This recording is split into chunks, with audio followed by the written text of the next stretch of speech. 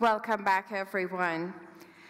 Every year, we create over 300 million tons of plastic, which end up in our rivers and oceans. One estimate says that by 2050, we will have more plastic pieces than fish in our oceans. And unfortunately, we have now discovered microplastics in human blood and even recently in breast milk. So we know that we need alternatives to plastic, and we need them now. So, ladies and gentlemen, please join me in celebrating a groundbreaking company that has not only won the prestigious Earthshot Award and prize, but also is revolutionizing the packaging industry. Through their pioneering use of seaweed, Notpla has created sustainable alternatives to combat plastic pollution. It is my absolute pleasure to introduce my next special guest for an amazing fireside chat, Dr. Louise Anderson, the head of research at Notpla. She is a passionate advocate with extensive expertise in the field of sustainability. Please join me in welcoming Dr. Louise Anderson. Welcome, welcome. Hello, everyone. The video was amazing, and I'm sure that sort of brings a lot of questions for the audience about your wonderful innovation. But as always, I'm very much interested in knowing the story behind amazing innovations, and in this case, the green innovation. Tell us a little bit more about it. Yeah, so Notpla stands for not plastic, or for those in the industry, not PLA. So we're also not polylactic acid, which is the common plastic alternative you'll see in the cups that were used around the festival. Notpla started in 2017. Two students at Imperial College London, Pierre Paslier and Rodrigo Gonzalez, came up with this idea of, could there be an alternative to the plastic bottle? And the solution they came up with was that bubble that you saw in the video. It's a seaweed bubble called Oho, or Uhu, and that name came from the fact that when people tried it for the first time, they had a kind of reaction of, oh. And so the name was born. Ohos were developed for use at marathons, running events, and ever since then we've been developing a range of plastic solutions that use seaweed as the main ingredient. And since then, we've developed coated boxes, we've developed films, all from seaweed. Everything breaks down in 4 to 6 weeks. And the key thing about Notpla is all of our solutions are edible. So if you actually wanted to, you could eat the kind of little cutlery pieces we have here. And the idea is that if it can be eaten, then it will cause no harm to the environment. So if the worms like it, you know, it's good for us as well.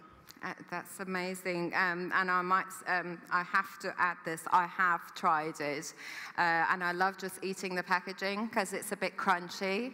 Yeah, I'm a little bit weird, but I was like, yeah, this tastes actually really nice.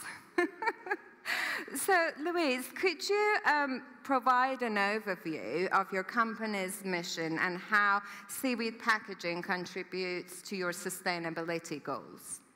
Yeah, absolutely. I mean, our mission is to make packaging disappear. So it's actually to design solutions that can disappear naturally like a piece of fruit.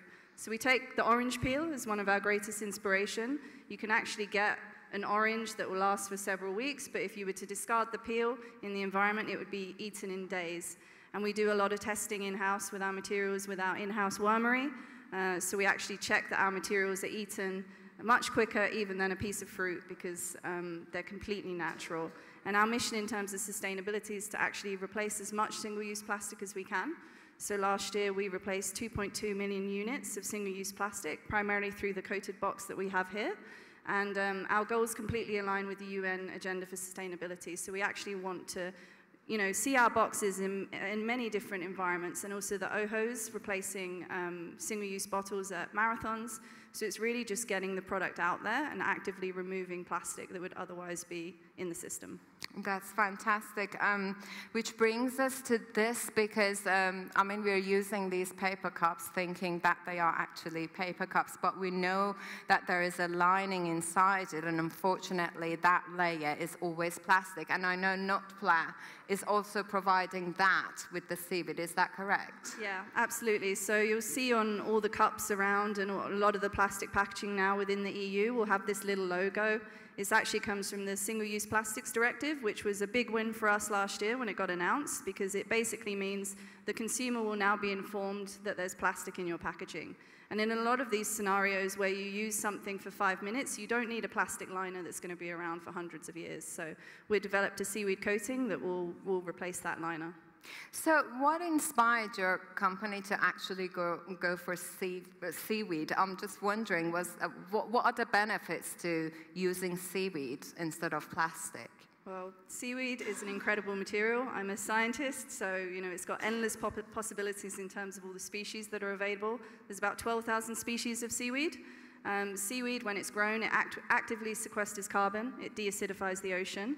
It grows abundantly, so every coastline around the world will have some type of seaweed there.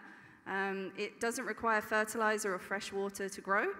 It can be cultivated. It's just kind of like one of those really good solutions. As an alternative to a lot of the plant-based plastics that are out there, we see seaweed as one of the best solutions in terms of that circularity and that sustainability. That's fantastic.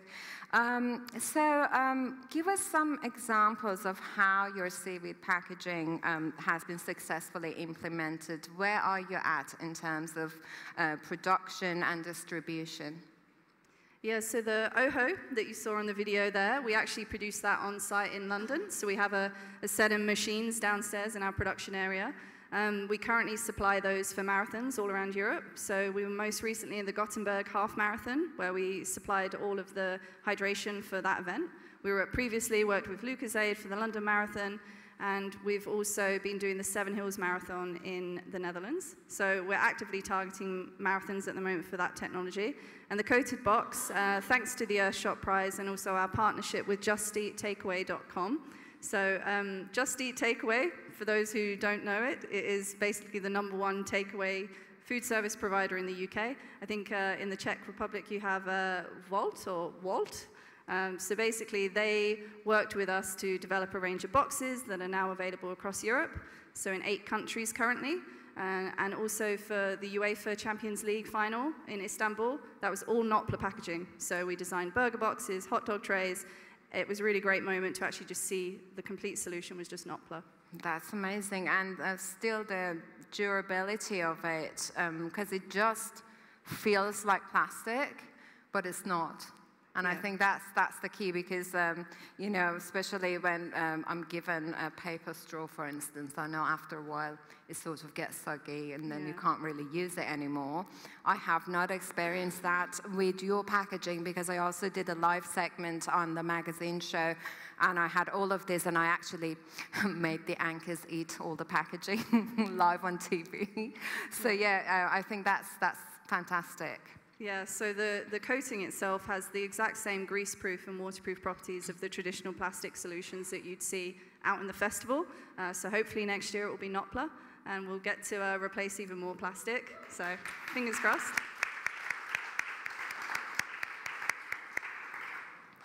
Now, Louise, can we talk about the traceability of the seaweed used in your packaging? Are there any specific certifications that your practice they should follow? How do you do that in terms of following and tracing it?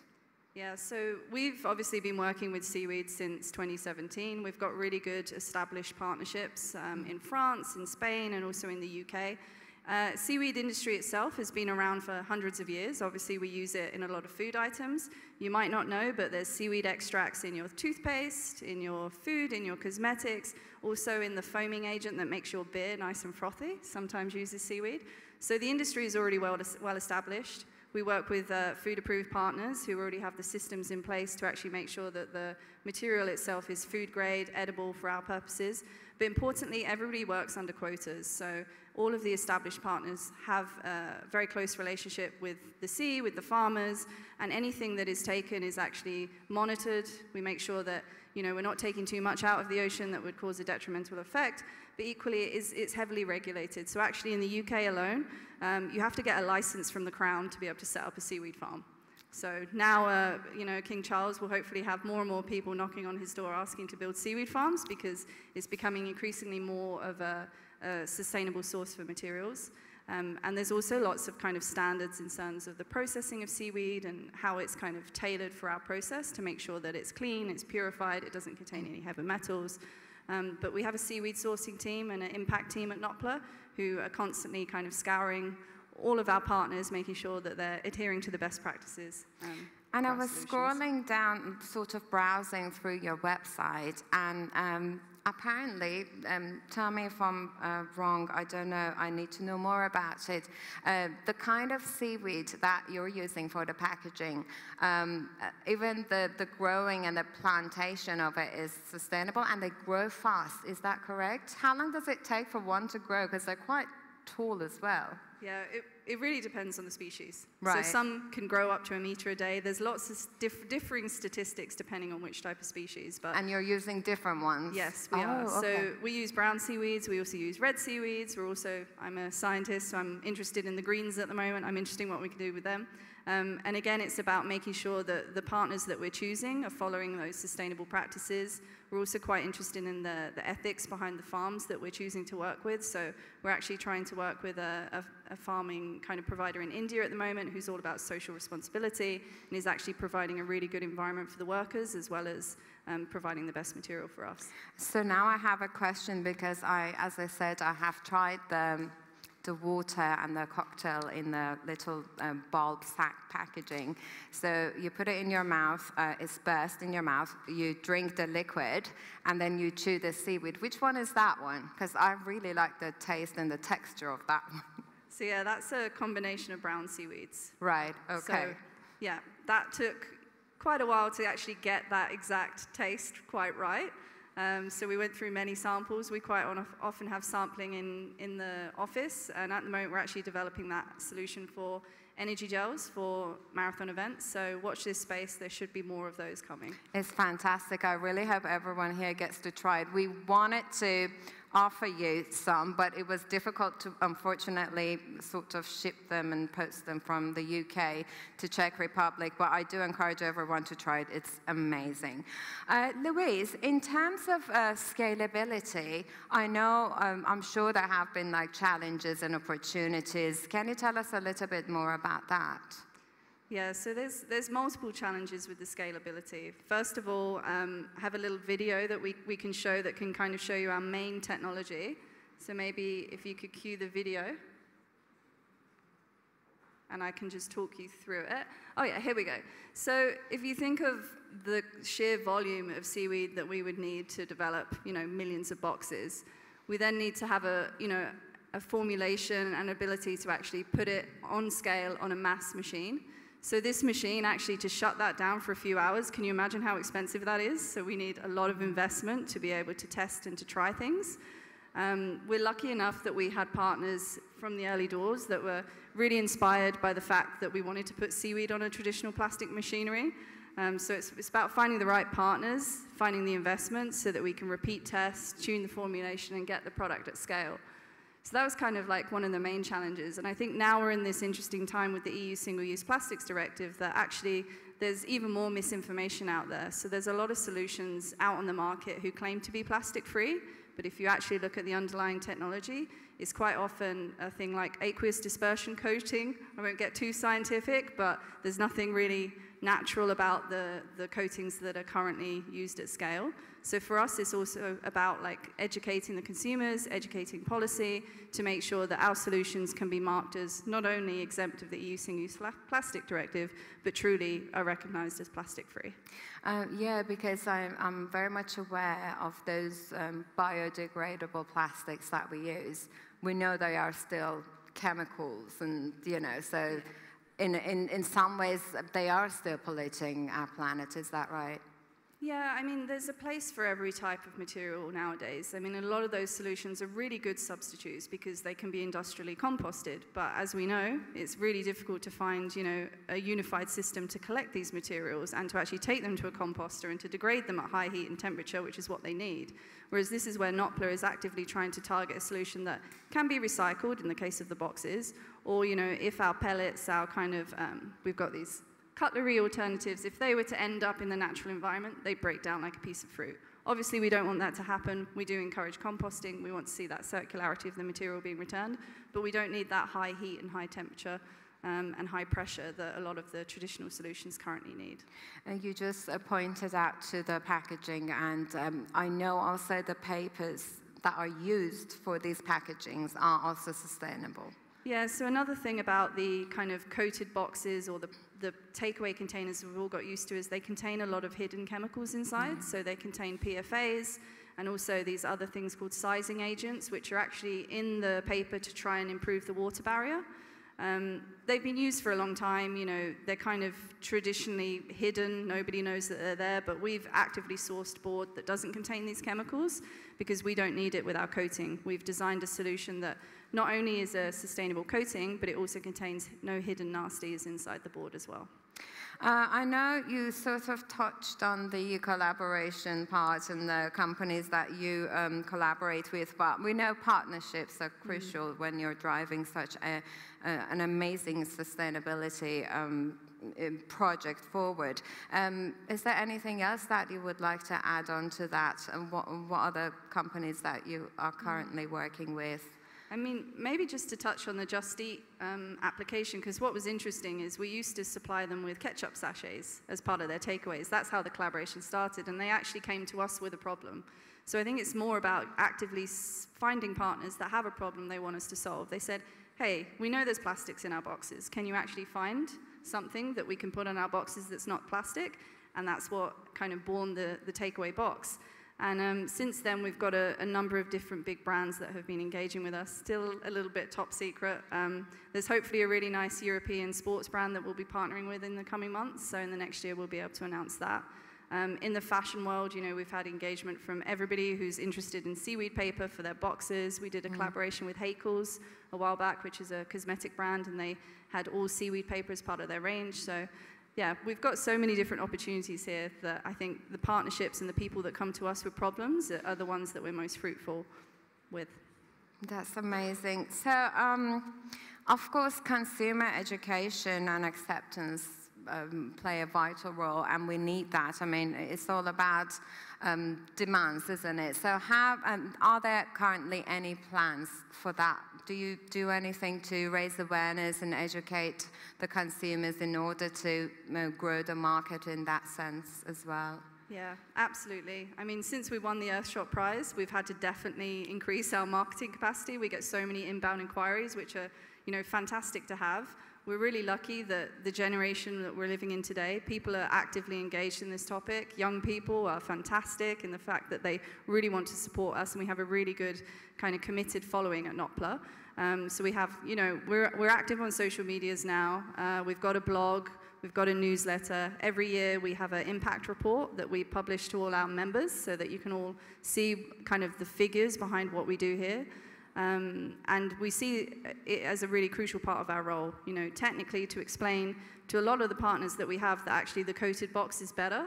It's really hard to tangibly explain why the coating they've been sold as plastic-free contains plastic. So we do a lot of videos, we do a lot of kind of explaining in terms of visuals. So yeah, it's a big part of what we do. For me, one of the shocking moments was when I realized that even the paper cups that I was using guilt-free, thinking that this is paper, I'm going to be fine, especially if the paper is sustainable and sustainably sourced.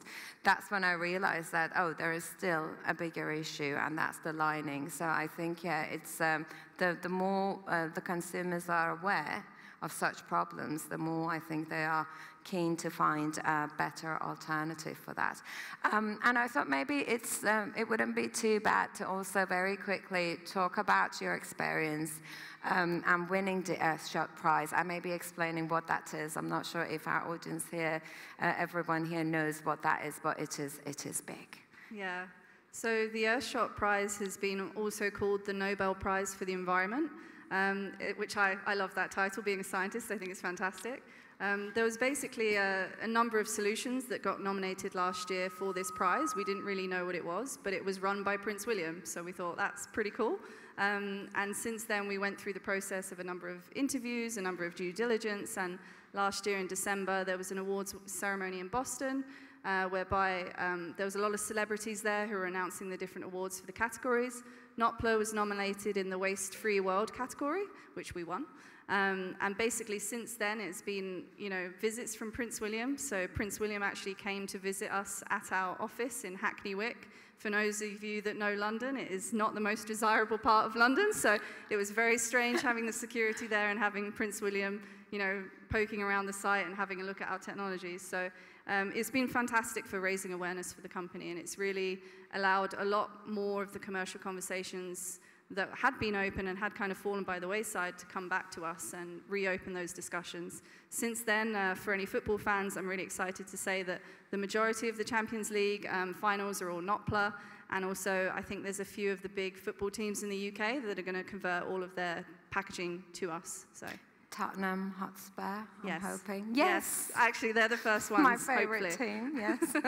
Oh, that's fantastic. That's great news. I can always use that. We are sustainable. I know you told us a little bit about the upcoming developments and the products that you're going to create. Are there any of those that you can actually share with us? I'm really excited. I mean, I'm still fascinated by using those little packaging for water and liquid. Are there any exciting developments that you can share with us that you haven't talked about? Yeah, definitely. So we actually have 7 products in the portfolio. They're all at different levels of technology readiness or commercial readiness. The ones available at scale is obviously the OHO and the coated box. But some of the other samples I have here are, we've got a rigid material, which is kind of this is actually doll-sized cutlery. We were checking that the formulation worked, but this is made from seaweed. Wow, so this wonderful. can be kind of compressed into any shape. And we've even got like cosmetic containers here, which you can have your things inside. And it feels very much plastic-like. Yeah, so we call this rigid, because it's a rigid plastic product. These and this ones again, are edible as well? Yep. Wouldn't advise eating it. It would be very, very crunchy. I will give it a try later.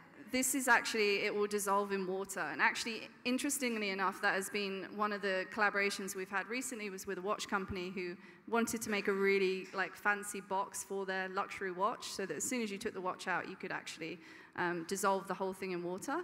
And the other product that I'm really excited about, hopefully next year we will be getting this to commercial scale. This is a film, a flexible film, which we have developed specific for detergents and for dishwasher tablets. So you might not know, but most of the in fact all of the dishwasher tablets have a plastic wrapped around them. It's not the most sustainable, they will tell you otherwise, but we've developed a seaweed alternative. So hopefully that will be coming out next year. That's fantastic. Wow, I'm just so excited to be able to see all of these products. And are there going to be, I mean, in terms of packaging for liquid and dishwasher tablets and all of that, are we going to be seeing these in supermarkets around the UK? Is that what we're aiming for here? That's the dream. I think for us, it's about picking the applications that our technology works best. At the moment, food service is our big target because we've identified a number of applications where we can easily, readily replace plastic. The next generation is this film product, these rigid material products. It's about finding the partners that are willing to trust us and to come along the journey in terms of testing. Obviously, our materials are natural, they're biodegradable, so they will respond to moisture and heat in some capacity at some time. They're designed to degrade. So it's about finding those moments where you might not need a shelf life of 3 years on a product. I mean, can we find some balance in between? And that's where hopefully Notpla sits in. That's fantastic. So how does your company, again, it's another tricky question. I know measuring the environmental impact is always very challenging, and of course, the effectiveness of the seaweed packaging compared to traditional plastic packaging. Are there any ongoing research or studies for that? Yes, several. So for every product you see on stage here that's in our portfolio, we do a life cycle analysis on the materials from the cradle to the grave. So we look at the materials, where they come from, how much energy, how much water is required in manufacturing the material, the product, and then what happens at the end of life. So that's kind of an industry standard. Life cycle analysis is a good way of measuring how much carbon dioxide might be emitted from the production of your material. So that's kind of number one. Number two is we adhere to the compostability standards that are accepted in industry. So there's a TUV home compost, which shows you that the material can degrade in a regular composting environment. So we tick that box, but we also have the in-house wormery, which is basically a big giant tank that we put our materials in, and we can tell if the worms are happy. You didn't know, but worms will procreate if they're happy. So we keep track of our worms, we count the number of worms, and check that they're actually not being negatively affected by our materials. And we've also got a collaboration with the University in London to actually look at how our materials compare to plastics. So we're actively looking at how they would compare to break down to like PLA, other types of materials like PVOH, and kind of track the difference from a chemical level as well. So lots of different things. It's something we're really passionate about engaging in to be able to prove that our materials are as good as we say they are. It's really exciting. So as a leader in sustainable packaging, what advice would you give to new companies or the companies who do want to make a difference, who would like to use alternatives to plastic packaging? Are there anything you would like to share with them? I think be part of the conversation and be part of the support network for young companies when we want to test technology. You know, be there with us on the journey and be open to kind of challenging some of your assumptions around what a material should be. So a lot of the industry have standards for plastic packaging, and they don't even know why the levels are what they say they are. They say they need a strength of this much. They say they need a barrier of this much. But actually, when you get down to the products that they're putting inside, they don't need that kind of level of, several years shelf life. So it's about being open to the challenge, being open to change, and not being afraid to try. So Just Eat took a big gamble with us when they helped us develop the coated box, but now they have the most sustainable solution on the market. So. And I think, as customers and consumers, we are the ones always feeling guilty for using plastic and not having the right alternatives, especially if you're a busy person like me and you can only go to the supermarket to buy all the products you want. The things that are loose, it's easy, I can grab them and make a choice which one to buy, but then we have so many unnecessary packaging. For the berries, my favorite, I always have to grab one or two, and it just kills me to see how many single-use plastic items I have to, without a choice, buy from the supermarket because I am not given the alternative. So I'm hoping that this would help tackle that problem, because I think we should target those big manufacturings. Yeah, and I think just being conscious of what you're buying is as big a step as you can do. So being aware that, this has a plastic, sign on it. Maybe next time try and bring your coffee cup or bring your reusable bottle. And I think the more that consumers actively engage with different solutions and show the willingness to, purchase a different shaped packaging that might not be the same color that you're used to, but the more that you engage with the technology and the more that you test and try it, the more successful we will be to be able to provide more. That's fantastic. I know we have quite a bit of time for our Q&A session, but I think it would be great if you could watch the first video one more time, now that we know a little bit more about Notpla and all the wonderful products.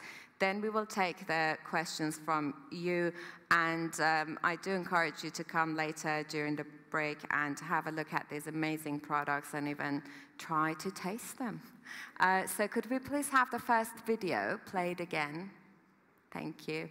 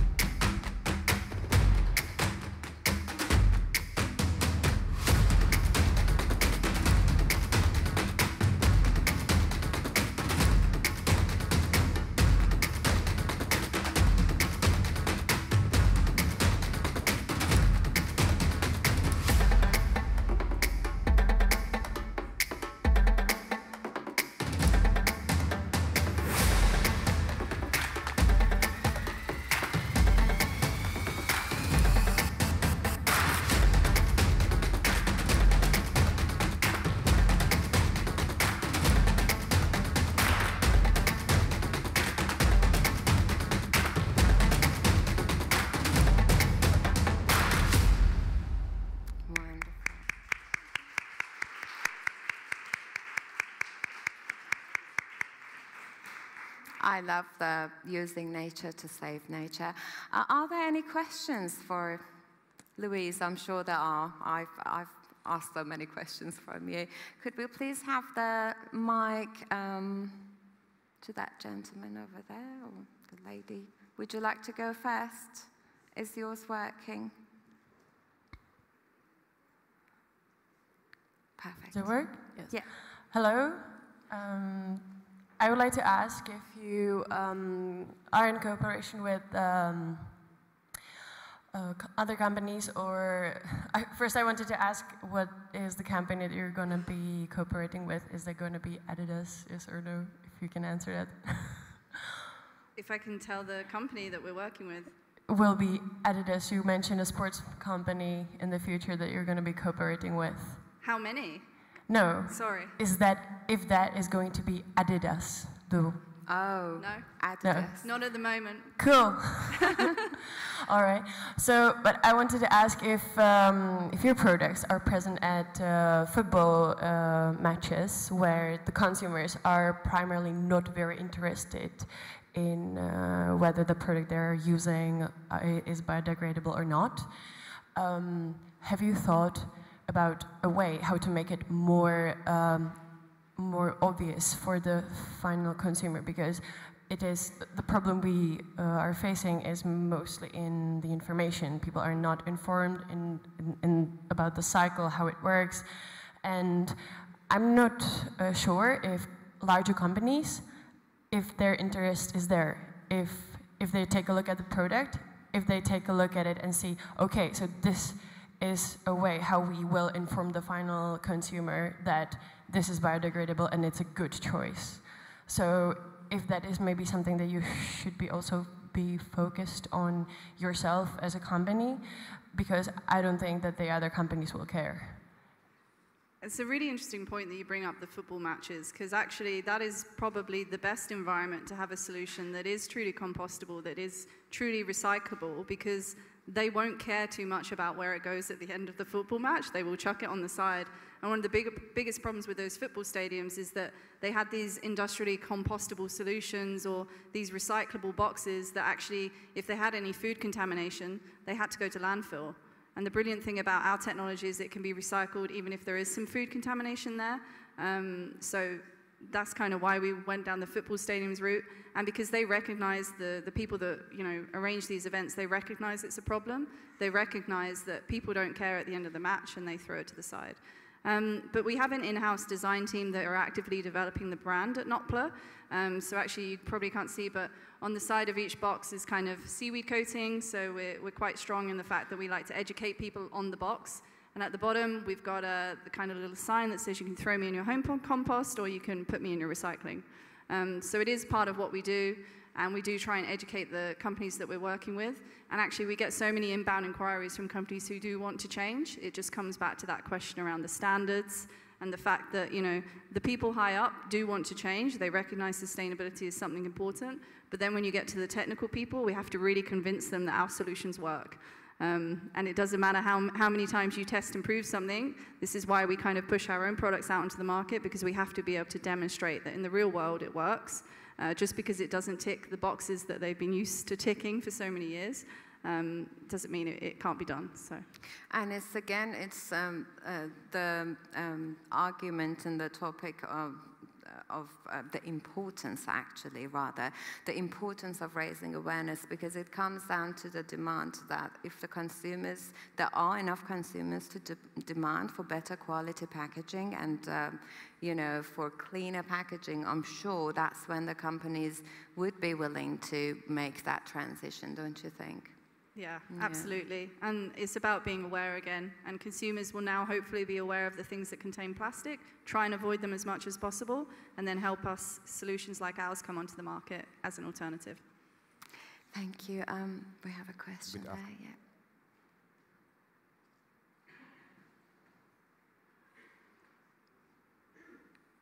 Okay, good afternoon. Thank you for your work. It's amazing to see that you're doing what you're doing. I would like to ask you about the difference of your packaging with bioplastic especially if you look at the whole life cycle of the packaging, the production stage, how intensive is that compared to regular plastic, bioplastic? Bioplastic has been demonized for not being so eco-friendly. So what is your answer to this? Thank you. Yeah, I mean, I don't think bioplastic needs to be demonized. It just needs to be controlled and processed in the way that we do with current recycling. So we need to improve infrastructure for, you know, recycling or reusing, disposing of the materials that we are creating. And I guess that's kind of where bioplastic sits in. They need to, you know, we need to have the infrastructure to be able to deal with them properly in kind of a town environment. Because, you know, if you just have one package, you know, that probably won't get to the place it needs to get to degrade properly. Whereas if you have a Notpla solution, which is home compostable, even if it didn't end up in the environment, we've done the calculations that if it ends up in landfill, it produces less than a bioplastic or a regular plastic. In terms of the life cycle of the box, we've done the calculations and it produces 19 carbon dioxide equivalents less than a traditional plastic box. So we've done those kind of impact analysis to make sure that the solutions and the production processes that we're using are more sustainable than the traditional plastic that's out there. Are there any other questions? There's right here. one there. Sorry. I was on topic. I had sushi for lunch today. Yeah. I'm going to plant the bamboo sticks and hope a tree grows. Cool. I work for a company here in the Czech Republic called Funny Wheels. We make a plastic bike for small children to learn how to balance, how to ride. Cool. It's a great product. A lot of parents here are familiar with it. It's basically 100% HDPE, which for people, it's a plastic. It's the kind of plastic your big laundry detergent bottles come in. We would love to do something one day. We've tried recycled plastics. They're too brittle. We have to use pure, brand new, straight from the Chinese factory, HDPE. Where is this technology for the more industrial grade plastics sometime before I biodegrade? Yeah, that's a really good question. Like, I'm on the technical side in the research team, so we are looking at those longer term solutions. We do have a few things in the pipeline which aren't even turning into products yet, so we have some materials that are interesting. I think we've become so used to plastic as a material, there are very few substitutes right now. You know, plastic has been around for 50 to 100 years. It's taken to develop it to get high-density polyethylene. Notpla has been around for 7. So I want to say, like, the research, the development, the time is there. We need to, you know, we need to invest more into exploring these solutions to try and get to something. I won't be able to make a bike in the next couple of years, but give me 20 and maybe I'll have something. But yeah, it's a really good question. And I think as long as you're mindful of what you're trying to do with the material and where it ends up, you know, plastic still has its place. We've all become very used to it. It's just about finding those applications where we can remove it completely.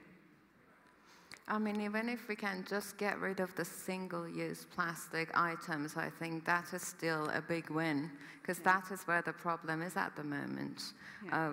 Because I think almost everything that we use is made of plastic, and I think that's, as I said, a long way to go. But to have this, I think it's a huge step forward still. So, hopefully making a small dent, but an increasingly larger dent as the years go on. Are there any other questions? Yes. Yeah. I'd like to ask about the costs, because for big companies, in the end, it's all about the money. So is it cost comparable with plastic at all? Yeah, luckily we can say that now with the coated box, we are cost comparable. OHO, there's no alternative to OHO, so the bubble, there isn't really something we can compare ourselves with, but the coated box is at scale now, so it's at the point where it's comparable with a traditional PLA coated box. And so I think with a lot of these solutions, we can reach cost parity when we get to scale. So it's about getting to that point that we're developing a lot of material, and the cost to like close that big plant, you know, then balances out because we're able to sell all the material coming out of it. So it's about getting the orders in for the products so we can develop it, so that we can actually sell a lot more of it, and that brings the cost down. But it's a really good question, something, you know, the number one thing always is cost. How much does it cost? Traditionally, you know, alternatives will cost a bit more in the beginning until they reach that scale, but once you hit it, you're kind of on the upwards, so. You have a question there? I would like to ask if there was some smear campaign, like with cigarettes or climate change, when people said it was nothing, or some people said it was nothing, if there was some smear campaign like that. Sorry, could you repeat the question? A smear campaign. Any kind of smear campaign from Dow Chemical. From Dow Chemical? One of those guys. To us? Yes. Ooh, that's an interesting one. Not anything that I've come across personally. I think we're quite fortunate that we've been very precise about the applications we're targeting, and in the sense of what we're trying to do here is we're not coming out here and saying, hey guys, we're going to replace everything. We're saying, actually, no, we're going to do this coated box because we think we have a better solution. And a lot of the companies are more interested rather than, combative. We recognize that every single solution out there has its place. There is a place for recycling, there's a place for reduce, there's a place for bioplastics, and there's a place for Notpla. And I think the only way that we're actually going to be able to solve this problem is by exploring, the variety of solutions and making the choice that fits the application. So we've been lucky enough to have interest from those companies in terms of collaboration.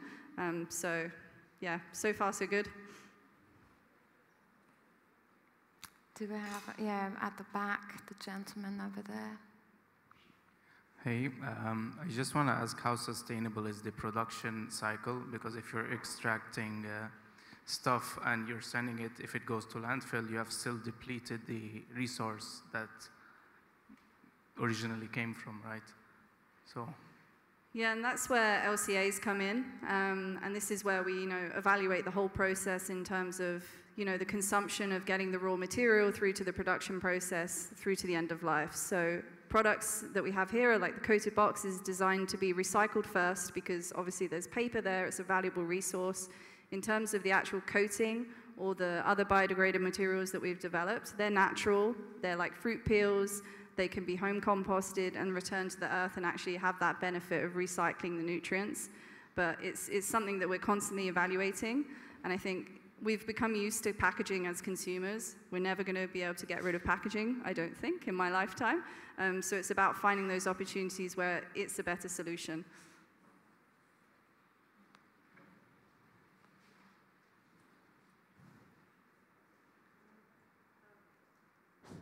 Have you thought about making your research open source? And what would eventually happen if you did at least part of it? And what is your approach to that? Yeah, so at Notpla, we're a commercial company. So our idea is that we want to be able to get these solutions on the market in a commercial scale so we can pump more into the R&D. We patent our technology, so for a time period, it is, secret. But then at some point, the patents come out into the world, and it's within the remit if you want to start searching for them. But for us, it's about having collaborations with partners that will allow our technologies to be more widespread. On a personal level, I love the idea of everything being open source, but if we were, our competitors might accelerate us. So we've got to keep some stuff close to our chest so that we can get these products out into the world. The coloring of the packaging, this is a big question for us sometimes, obviously. Is it printable? Are there biodegradable print inks? This part of the world I don't know anything about. So yeah. I see the examples up there, plain white, plain brown, but yeah. I'm assuming that McDonald's could throw a logo on there. Yeah, that's a really good point. So we get asked all the time about printability. Obviously, with a paperboard, you can print on it the same way you would any other paperboard. Our coating is on the inside, so nobody prints on that. But in terms of biodegradable inks, still searching for those. As far as we know, there are no ideal solutions. There's one made from algae called Living Ink that we're testing. But yeah, if McDonald's wanted to, they could cover our box with their logos. We might think twice before we do that, just because of the amount of plastic in the inks. But there's definitely the opportunity there. Branding is so important for any of the brands that we work with. Yeah.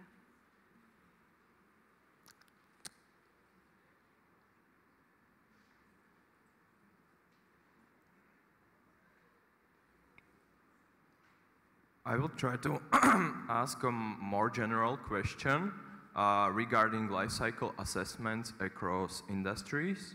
Do you think life cycle assessment tools or improved versions of it will become a legal requirement in the European Union in the future before any company rolls out a product to the market. I mean, right now, at least personally, subjectively speaking, when I look on companies experimenting with those tools, it's maybe due to social pressure put on the companies. Yeah, that's a really interesting question. It's kind of become the norm for anybody when they engage with us, they ask about the LCA. They want to see the LCA before they even look at the materials. I don't know if it will become, law, or if it will become mandatory for everybody to do it. I think it's a good exercise in terms of looking at what your materials become, where they go. So I think in that mindset, it's good to get companies thinking about that. It's good to get people testing things and thinking it through. But I think it's about looking at the whole solution and again where it's fitting in. That's why at Notpla, excuse me, we have this in-house wormery, which I know for a lot of people it sounds like a bit of a joke, but it is actually a really good way of testing what happens to our materials. There's also these compostability certificates which are out there, and they don't tell this full story about what happens to a material because they're very specific conditions, very specifically lab environments. So I think it's about also engaging a lot with academia. So there's a lot of researchers out there who are looking at the effects of plastics. They're looking at the life cycle method and seeing if that is the truly best solution and how that could be improved. I think it's collaboration. It's not looking at one thing as the complete answer, but realizing there'll be multiple kind of facets to that journey in terms of figuring out how good a product actually is.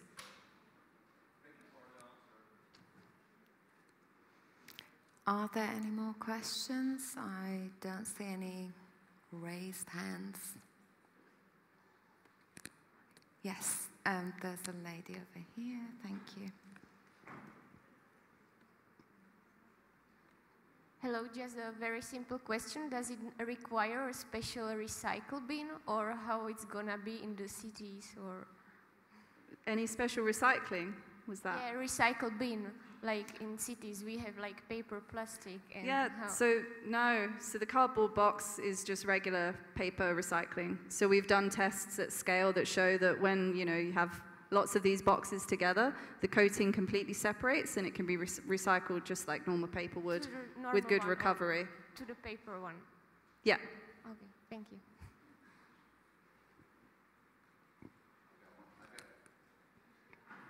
Well, now I'm imagining a dystopian future where your boxes are littering the countryside because everybody says it's biodegradable. I'm just going to chuck it out the window like we used to do when I was a kid in Texas. What are you going to do to combat that? It's the same as any packaging solution. We can't control what people do with it, but we can know that if our solution is there in place of a McDonald's container, that actually ours is going to be better than the McDonald's container. It's not what we want to happen. We educate people on the packaging, not to dispose of it in the environment, but it's a really good concern. It's something that we're really conscious of. It's why we're actually working with an academic at Queen Mary University London to basically assess if our material, if it was leached into the environment, what would happen? What would it break down into? Hopefully just carbohydrates and sugars, but we're doing that due diligence now as well. But it's about educating the consumers and for people to we do need to be more mindful about our consumption, mindful what happens with the product at the end, and use the recycling bins. Don't just throw it everywhere. But in the scenarios such as like the OHOs at marathons, where the bottles are normally littered across the roadsides, now we have OHOs, this piece of seaweed film, it degrades in a couple of days. So it's a better solution. Maybe one last question for an opening. What is your take on single-use versus reusable packaging? Because, for example, my grandmother, she was getting milk in a reusable, like jar, and her generation was used to this, and then basically plastic came along. Yeah. Since that time, she absolutely loves the tiny plastic packages. She puts everything in there. And I think it's really about this, that people used to be able to use no packaging at all. Now we are, I think, obsessed with packaging, especially at this festival. Yeah. When you get a beer, you get one cup, then you get another beer, another cup. Just imagine your trays at this festival. It's huge, it's maybe 20 cups per person, just over 4 days. It's quite a lot. So what is your maybe take on this, like the reusable versus single use? Thank you.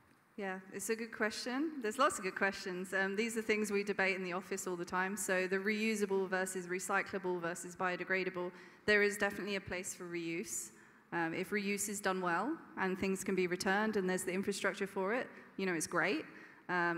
So, you know, we understand that in some scenarios like this festival, logistically reuse isn't possible because everybody would have a cup and a bowl, and then what happens, some people won't put it in the bin at the end, some people won't return it. So there is then the need for the consumerism that we've grown.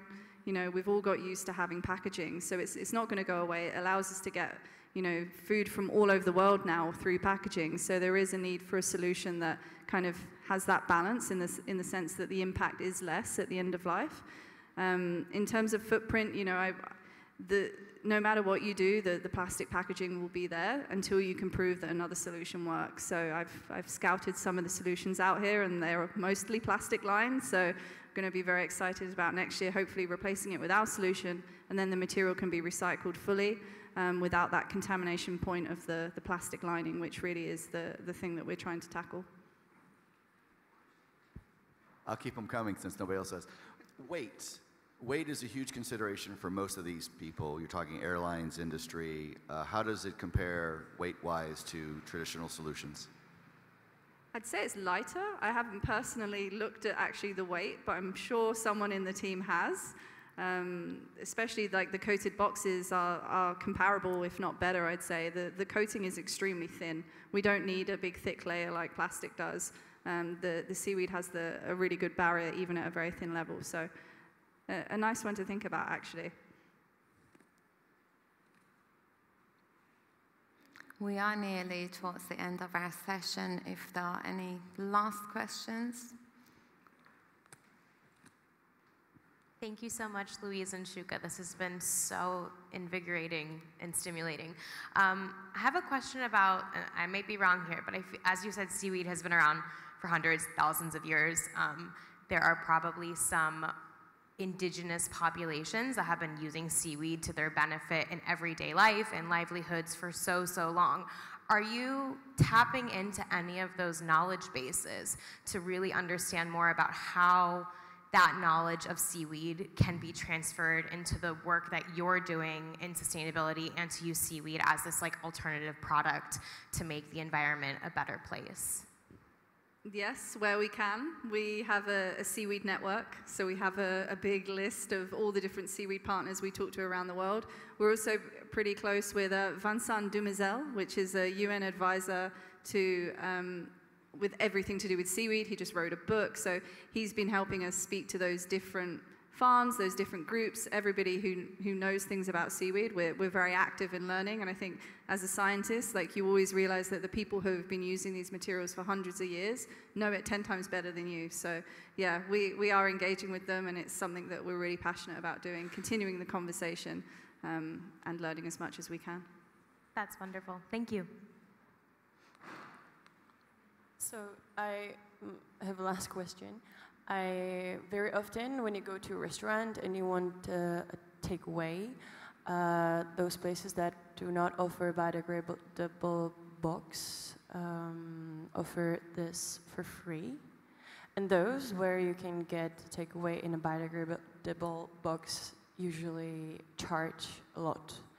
So do you see this as a major problem, and what do you think about this politics? It is a problem. It is a challenge, but actually the little blue and red logo that's now on the packaging is going to help us, because those solutions will now be taxed. The tax will fall on the retailer, who will have to pay more to buy that packaging. I imagine then that will be passed on to the consumer somehow. So we're actually really excited about what's happening in the EU right now, because our solution will potentially be cheaper than the majority of the other solutions, you know, on the market. So thankfully, policy is helping us, and hopefully you'll see less of that in the future. And if not more, our packaging will hopefully be the cheaper and the more sustainable option. So fingers crossed. Well, thank you everyone again for being with us for this wonderful hour. I am so inspired by companies like Notpla, and it was just so wonderful to have this amazing conversation with you, and best of luck with all your future plans and projects. I am imagining the day where I can see Notpla everywhere, and that would be just amazing. I'm going to move this table forward, so feel free to come and have a look at the products. We will have another short break, and we will be back here in 30 minutes for more exciting sessions. Thank you all so much. Thank you. Thank you, everyone.